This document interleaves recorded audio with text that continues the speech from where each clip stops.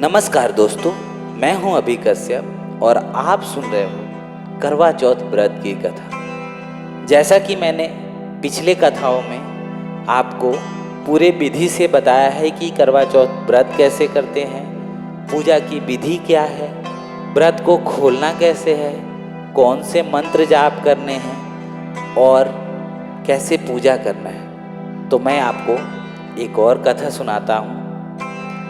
पुराणों के अनुसार करवा नाम की एक पतिव्रता धोबिन अपने पति के साथ तुंगभद्रा नदी के किनारे स्थित एक गांव में रहती थी। उसका पति बुढ़ा और निर्बल था।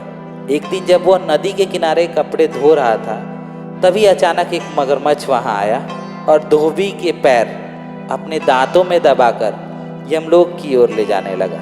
बुढ़ा पति यह देखकर घबराया और जब उससे कुछ कहते नहीं बना तो वह करवा करवा कहकर अपनी पति को पुकारने लगा।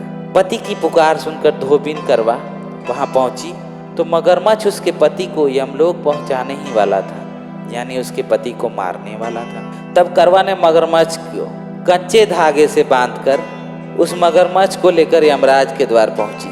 उसने यमराज से अपने पति की रक्षा करने की गुहार लगाई, साथ ही यह भी कहा कि मगरमच्छ को उसे इस कार्य के लिए कठिन से कठिन दंड देने का आग्रह किया और बोली, हे भगवान, मगरमच्छ ने मेरे पति के पैर काट लिए हैं। आप इस मगरमच्छ को अपराध के इस दंड स्वरूप इसे नरक भेज दें। करवा की पुकार सुनकर यमराज ने कहा, अभी मगर की आयु शेष है, मैं उसे अभी यमलोक नहीं भेज सकता।